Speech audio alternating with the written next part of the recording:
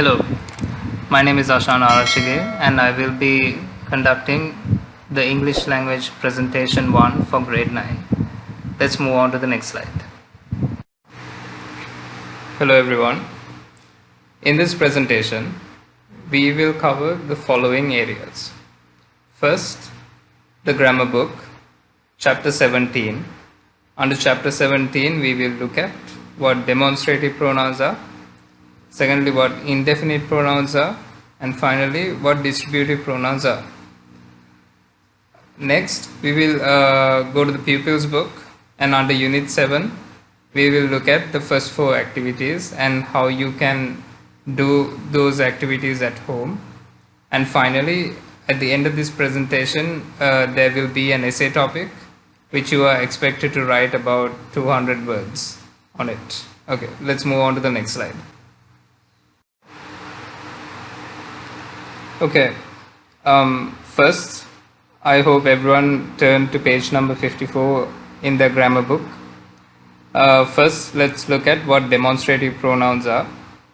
There are plenty of examples given in the grammar book, but we will look at some theory in this presentation so that you can better understand the examples that are given in the grammar book. First off, so what is a demonstrative pronoun? So as we have learned already, a pronoun replaces a noun by using words such as she, you, him, them, and who, to name a few, right? So a demonstrative pronoun, the difference would be it's a class of pronouns or a category of pronouns that point to specific things or nouns, right?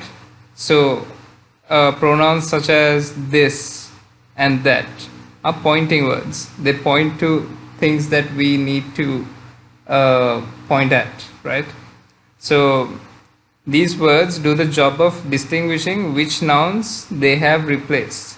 Okay, you will understand more once we go down to the next slide. But for now, just know that there are 4 main demonstrative pronouns. The singular forms of the demonstrative pronouns are this and that, and the plural forms are these and those. Okay, let's move on to the next slide. Okay, so in the previous slide we learned the singular and plural forms that are available for demonstrative pronouns. In this slide we will see where they are used, right? So demonstrative pronouns can be used to refer to something that we know exists. Okay, for example, I can say this is a store or those are dogs, right? I'm using this and those to refer to some things that we know exist in reality, right? They can also tell us whether these things are near or far to us. So, for example, this and these refer to something that is right here or very close. Okay, and that and those refer to something that is over there or kind of far away or not very close, right? If you look at the image, there are 4 images. The first one is this is an apple. So we use this to refer to something which is very close. As you can see, the apple is near the hand. So this is an apple, right? In the next one, the apple is a bit far away. So we have to say that is an apple. We need to point at it and use the word that, which is a demonstrative pronoun, to identify the apple which is a bit far away. Okay. Then the next one is these are apples, right? So these is a plural form, and we are referring to a bunch of apples which is near us. So we say these are apples, right? Because there are multiple apples, as you can see, near the hand. But in the next image you can see that all those 3 apples are a bit far away, right? So again we use the next demonstrative pronoun those to identify that those are apples pointing at them. to something that is not very close or a bit far away. Okay, I hope everyone understood how to use this, that, these, and those to identify objects which are near or far away, and to identify objects which are in singular or plural form. Right? Let's move on to the next slide. Okay, so the words this, these, that, and those can also occur in a sentence without naming the exact noun that they are referring to. Okay, so in order to do that, the listener has to have some background knowledge on the subject in order to understand what the speaker is referring to, right? So the speaker has to already mention what the noun is in a previous sentence in order to use the words this, these, that, and those in the next sentence. Okay, we'll look at an example. The sentence that says these are so delicious is grammatically correct, right? But unless you know what the word these is referring to, you may be a bit confused. So the speaker has to mention what these are in a previous sentence in order for the listener to understand what this sentence means. The sentence that goes as these are so delicious. It could be cakes or a biscuit, right? It has to be mentioned by the speaker in a previous sentence. We also use demonstrative pronouns every day to prevent the speaker from constantly referring to the noun, right? So, and we can also use demonstrative pronouns in order to distinguish or identify between different objects and to simplify complex sentences. What I mean by complex sentences is that sentences where you always refer to the exact noun and just make it too complex or too long, right? But you can use demonstrative, you can mention the noun in a previous sentence and then use demonstrative pronouns in order to simplify the next or following sentences. Okay, for example, Jenny received this from her mom and that from her dad. This is a good example to show how demonstrative pronouns are used. The demonstrative pronouns this and that to identify two different objects that were given to Jenny from her mom and her dad, right? In the above sentence, the speaker is telling the listener about two separate objects and their differences. They were given to Jenny by two separate people, right? So it's very easy when you use demonstrative pronouns such as this and that without exactly telling, like, or always telling what this and that refers to, right? Let's move on to the next slide. Okay, so let's look at what demonstrative adjectives are. So we know that adjectives are words that describe or modify an attribute of a noun, right? So adjectives appear right before a noun in order to do this. So demonstrative adjectives have the same exact forms as demonstrative pronouns, right?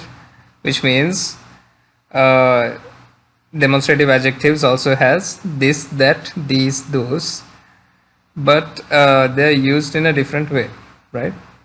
The main difference is that demonstrative adjectives are always followed by nouns, okay, that they are modifying. They never stand alone. But demonstrative pronouns replace a noun. So you will never see a demonstrative pronoun directly in front of a noun, okay? In the examples, these flowers are red. Here the noun is flowers and these is right before the noun. So these in this sentence is a demonstrative adjective because it is followed by the noun flowers.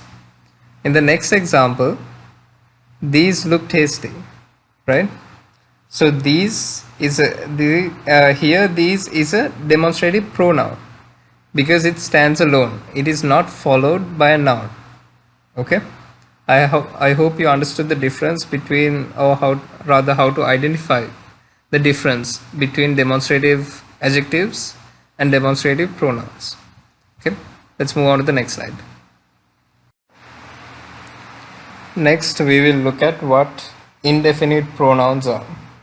The word indefinite means it's not definite, right? So it's something vague or loosely explained, right? So indefinite pronouns refer to people or things without saying exactly who or what they are. Okay, so we use pronouns ending in body, body, or one, one, for people, and we use pronouns ending in thing, thing, for things or objects, right? A few common indefinite pronouns are given in the table below.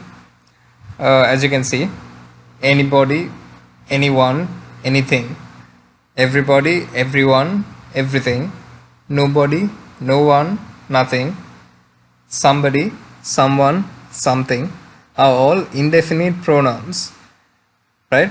And if you are referring to people, you would use an indefinite pronoun which is ending in body or one, and if you are referring to an object, you would use an indefinite pronoun which is ending in thing, right?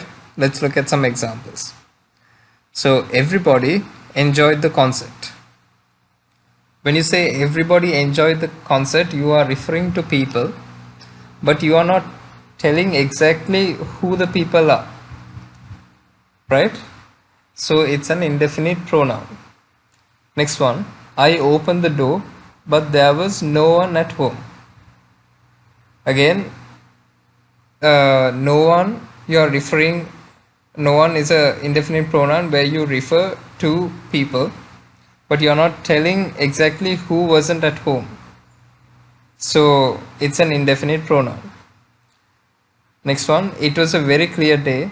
We could see everything, right? Everything is used because you are referring to an object or a non-living thing, right? Something beyond, you're not referring to a person, or you're referring to something else. So it was a very clear day, we could see everything, but you are not saying exactly what everything is. So it's a indefinite pronoun. Okay, I hope everyone understood what indefinite pronouns are. Just read through this slide, pause it and read through if you didn't, and then we'll go on to the next slide. Alright, so some of you may have a question saying, are indefinite pronouns singular or plural?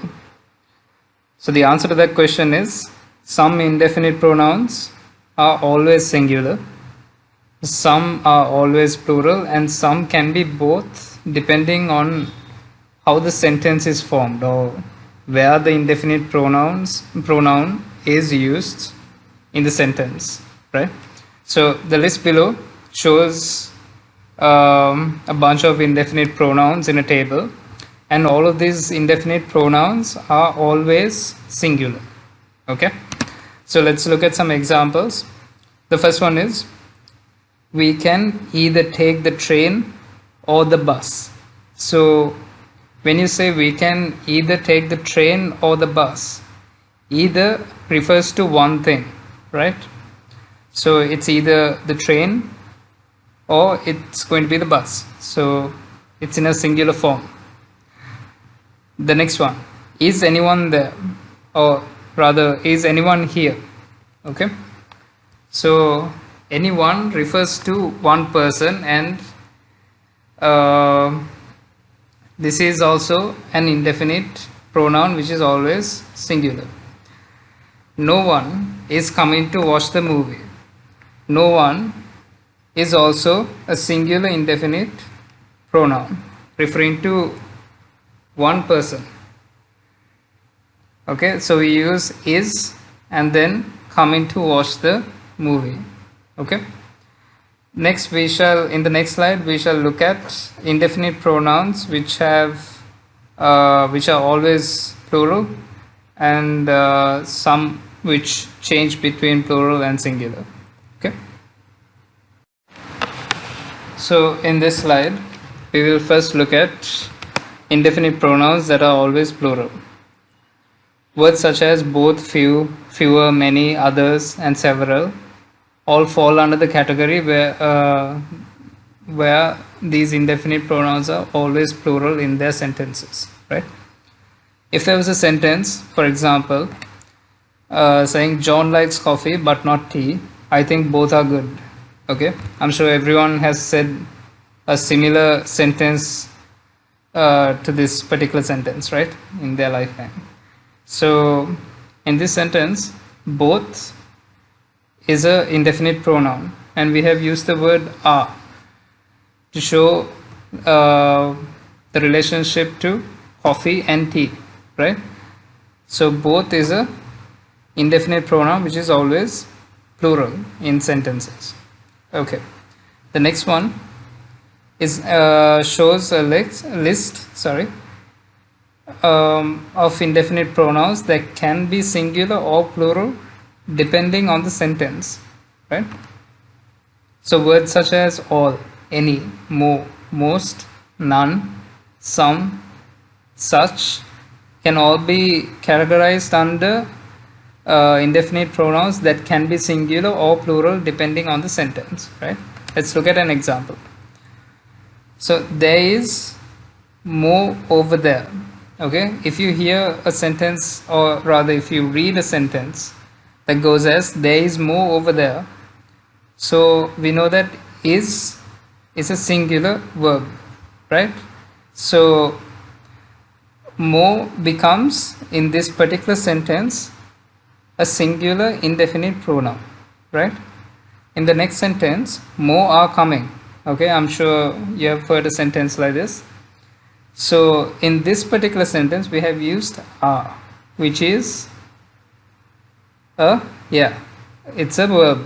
Okay, so in this particular sentence the same word more becomes plural.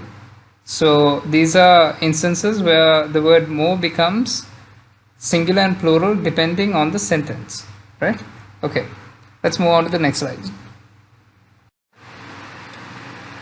Okay, so in this slide we will look at what an indefinite adjective is.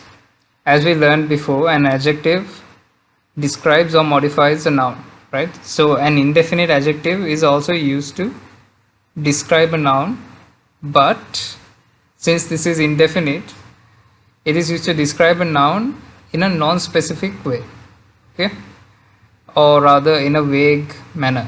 Okay, you're not telling exactly what it is. Okay, the most common indefinite adjectives are the following, given in the table. So words such as any, each, few, many, much, most, several, and some are a bunch of indefinite adjectives that we use all the time, or more commonly when we are talking, right? So you'll understand this further when we look into the examples, right? So the first example is, I liked most people at the party. Okay, it's not telling, this sentence is not telling you exactly which people you liked, right? You liked most people in the party, or rather at the party. So it's more like a vague idea, or like a percentage that you're referring to, a percentage of people that you liked at the party, right? So the next one is, some mice have chewed the cables. Okay, it's the word some is referring to the species mice, but it's not telling you exactly which mice did it. Okay, it can be the mice at your place or the mice at your neighbor's place, but you know, it's not specifically telling you which mice. So some mice have chewed the cables. Okay, next example. there are several reasons for my resignation. Okay, resignation is when you leave a job. If you want to leave, you would give a letter of resignation, right? Saying that you would like to leave from this day onwards.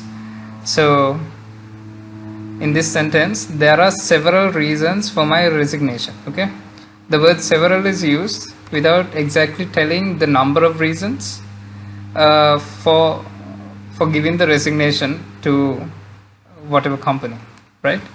So there could be, I don't know, 2 or 5 or 10 reasons, but without exactly specifying how many reasons, you're using the word several, an indefinite adjective, instead to say this sentence, right? So the last example is, each team will receive a 2-minute warning before the start. Okay, so each team will receive a 2-minute warning. So here each is an indefinite adjective again. It's not telling you exactly which team will receive the 2-minute warning before the start. It could be the basketball team, the soccer team. You know, it's a vague description of saying that they will receive a 2-minute warning before the start.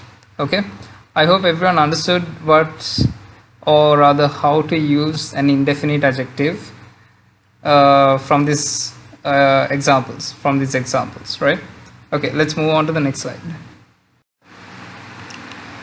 Okay, here is an infographic further describing indefinite adjectives. Don't confuse yourself between indefinite adjectives and indefinite pronouns. Okay, the following examples will give you a further clarification on how to identify indefinite adjectives and indefinite pronouns, right? The first example is, there are several people in the safe room. Okay, so this is an indefinite adjective because it modifies the noun people, right? So we have the noun people in this sentence, and you are saying there are several people. Okay, you're not specifying the number, but you know there are multiple people in the safe room. Okay, in the next sentence, there are several in the safe room. Okay, this is an indefinite pronoun. It stands alone. It is not in before. It's not before a noun. Okay, if you just read this sentence, you wouldn't know if there are people or cats, dogs. You wouldn't know what the noun is. Okay, you just know there are several something in the safe room. Okay, that something, which is the noun, has to be already discussed in a previous sentence in order to better make sense of this sentence. Okay, so in this instance, this is an indefinite pronoun. Okay, I hope that's clear. Let's move on to the next slide. Distributive pronouns. A distributive pronoun is a type of pronoun used to refer to persons or things, or rather nouns, one at a time. Okay, another way to say what a distributive pronoun is that it describes the members of a group separately, not collectively, right? So if the distributive pronouns identifies members of a group separately or one at a time, then distributive pronouns are always singular, and we use it with a singular noun and a singular verb, right? I hope everyone understood up to there. All right, so there are some commonly used distributive pronouns such as each, every, either, neither, everyone, none, and any, right? So these distributive pronouns are commonly used in day-to-day communication. It could be by talking or writing. We use these distributive pronouns to identify nouns one at a time. Okay, let's look at some examples to further understand what is happening here, right? each of the girls draws a picture, right? So here the noun is girls, right? Girls is in plural. So when you say each of the girls draws a picture, each denotes every one of the things or persons, but one at a time, right? Each would refer to one at a time, but would refer to the noun girls, right? Okay, let's look at the next example. She may either agree to work for that company or reject the offer. Here either and neither is not used here, but either is used to denote two things or persons, right? So but it is done individually. So either she may either agree to work or she may reject the offer, right? You're referring to it individually, but you're referring to two things. Okay, next one. Each car is custom made. Here we are thinking of a car individually when we say each car is custom made. Okay, I hope that's clear. If so, let's move on to the next slide. Okay, now let's look at reciprocal pronouns. Reciprocal pronouns are given under page number 56 of your grammar book, listed under distributive pronouns. So we'll discuss what reciprocal pronouns are a bit. Okay, reciprocal or reciprocate is to have something mutual between two or more people. Okay, just keep that in mind when we are going through the examples, right? So a reciprocal pronoun is used to express a mutual action. Okay, so mutual action means something that two or more people are doing together, okay, or a relationship. So there are two reciprocal pronouns. First one is each other. You can see that each refers to a singular, but when you say each other, you're referring to two people here. Okay, so first one is each other and the second one is one another. One another, again, one alone means singular, just one person or thing, right? So if you say one another, then you are referring to two or more than two things or people. Okay, just keep that in mind. Okay, so here are some easy examples of the reciprocal pronoun each other. Okay, so we use each other when there are only two things that you want to refer to. Okay, the first example is Jack and Jill hate each other. Note that Jack hates Jill and Jill hates Jack. So they have a mutual action, right? Or a mutual relationship between them. Okay, they both don't like each other. So you can also say this action is reciprocated or done mutually, or they both feel the same way. Okay, so each other can be used to show a mutual relationship between two things or two people. Okay, all right, so the next one, have you seen each other's solution? Okay, so when you say each other's, you are referring to two people but individually. Okay, so therefore the possessive apostrophe is placed before the s. Okay, you have to keep that in mind. Each other is treated as a singular, so therefore the possessive apostrophe is placed before the s to show that there are two individual parties that you are referring to. Okay, all right, next one. Here are some easy examples of the reciprocal pronoun one another. You have to use one another when there are two or more than two things, right? So if you use one another in the previous example, Jack and Jill hate one another, that is clear because there's Jack and Jill, and it is clear that you're referring to two people. But if you say, have you seen one another's solution? Okay, here you don't know if you're referring to two people or more than two people, right? It can be two people looking at each other's solution to some problem, or it can be more, right? So the words each other refers specifically to two people, and one another also can be used to replace each other, but one another is mainly used to refer to two or more people. Okay, let's look at some examples. The team members played their hearts out for one another. So team members played their hearts out. That means there are a lot of people in a team. Okay, so they played their best for each other, or rather one another, in a game, right? If you use each other here, it is very clear there are only two members in the team, right?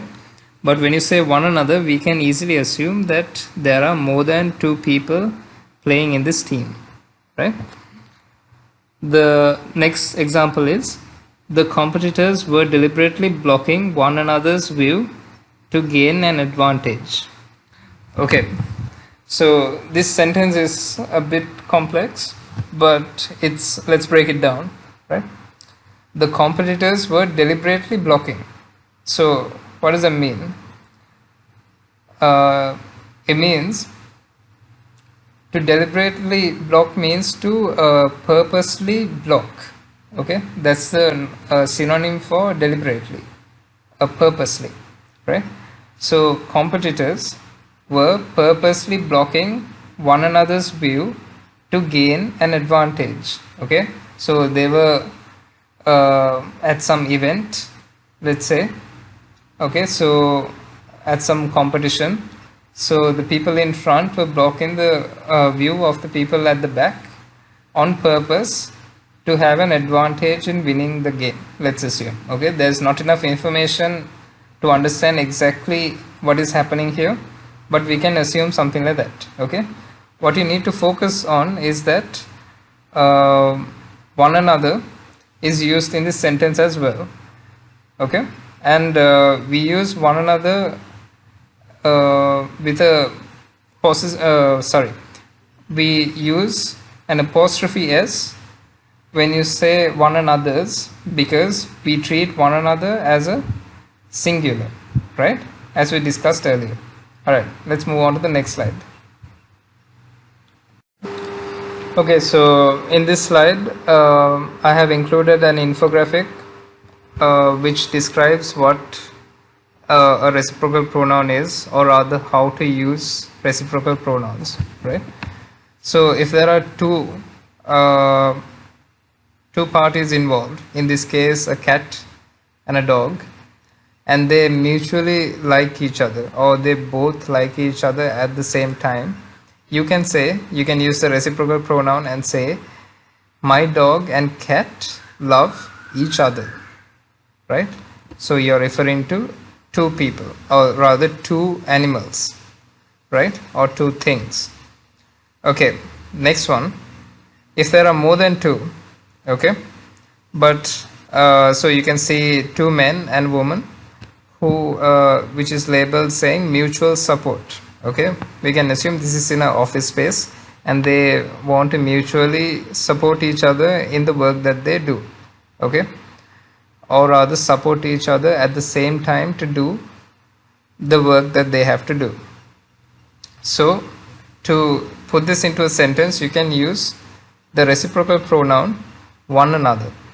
Okay, you can say they all support one another, which would refer to all the team members, all the staff members that are involved and are helping each other at the same time, right? So if you want to understand, or rather if you want more examples on the grammar topics that we have discussed up to now, you can go through all the examples which are given in your textbook. There are a lot of examples, but the theory part for chapter 17 grammar is pretty much covered after this slide. Next, from the next slide onwards, we will move on to the pupils book, right? Okay, please take out your pupils book and turn to page number 72. Unit 7, topic is where we are, right? So the first activity is acting out, and if you were at school, we would appoint 2 people to act out in front of the class, right? Since that's not possible, I want every one of you to read through these dialogues given. There's presenter 1 and there's presenter 2. You should imagine that you are both presenter 1 and presenter 2 and read out the dialogue, right? So if I'm going to give you a brief description, the presenter, who is the boy standing in the picture with a microphone in his hand, is welcoming the panel of judges and introducing the competitors for the quiz, right? You can see 4 people behind a desk, and that's the quiz team, right? He also provides information regarding the first and second rounds of the quiz. In page number 73, he is telling everyone what will happen once the game begins, right? It is important to identify the highlighted words where future tense is used. Okay, so when you are reading through, you will come across some underlined words in page number 73, such as will be displayed or will be asked, which are all future tense, right? That is why they are underlined, to remind you the tense that is used. Okay, let's move on to the next slide. Okay, so once you have completed activity 1, after reading the dialogues that are given, we'll look at activity 2.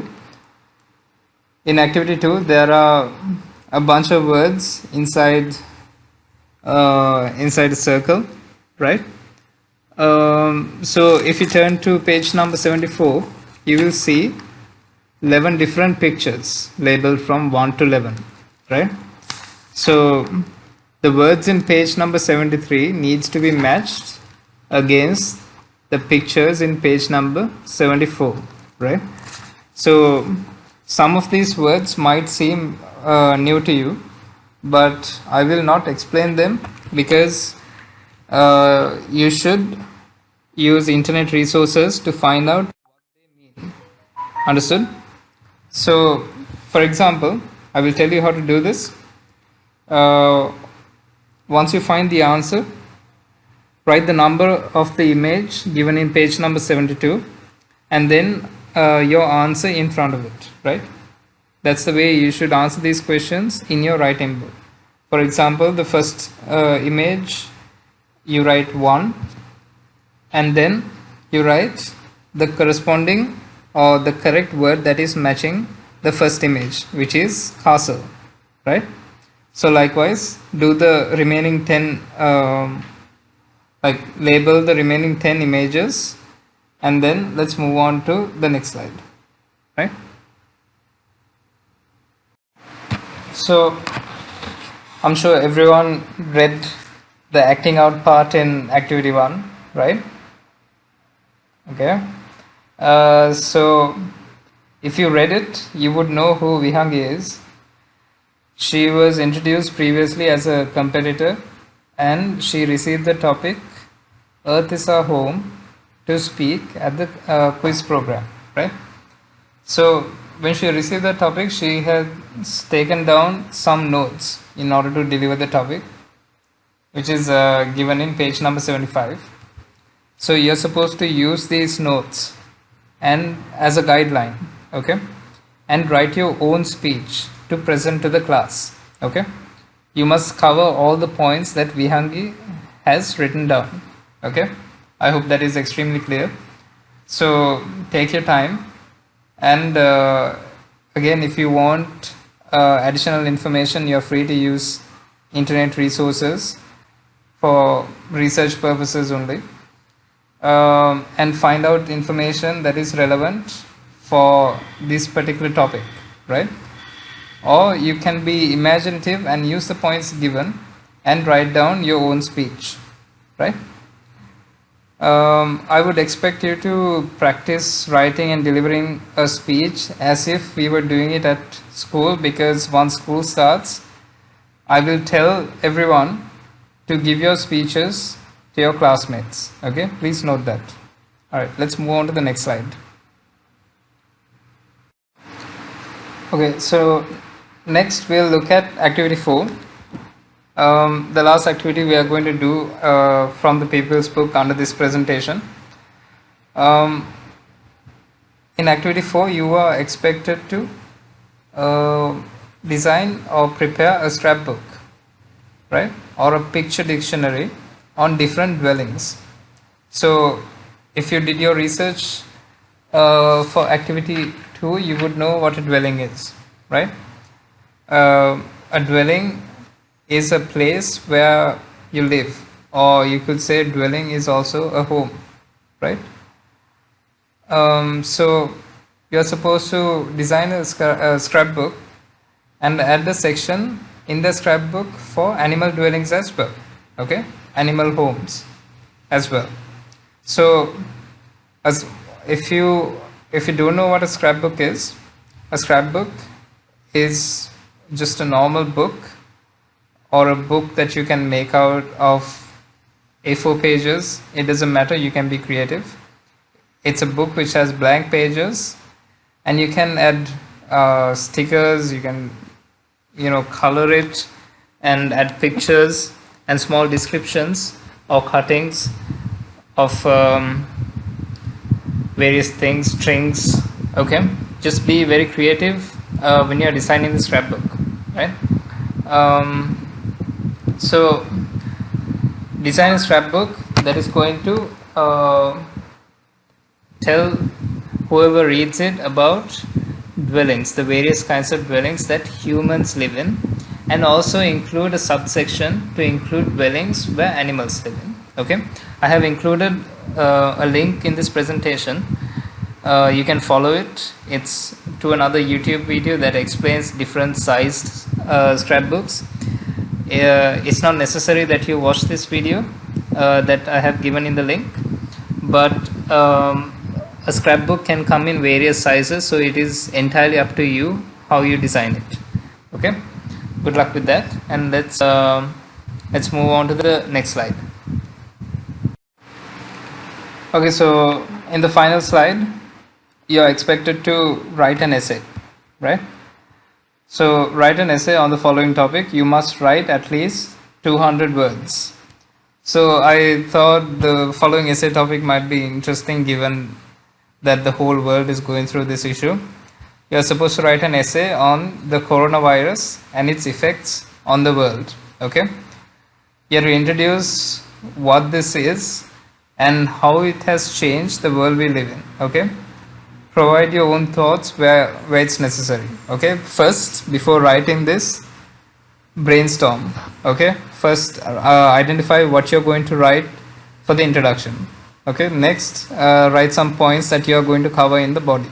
Okay, and finally write some points that you are going to explain in the conclusion. Okay, and then you can start writing your essay. Okay, we'll move on to the next slide. Okay, we have reached the end of this presentation. Please do all the exercises mentioned in this presentation and make sure you stay safe. Thank you for listening.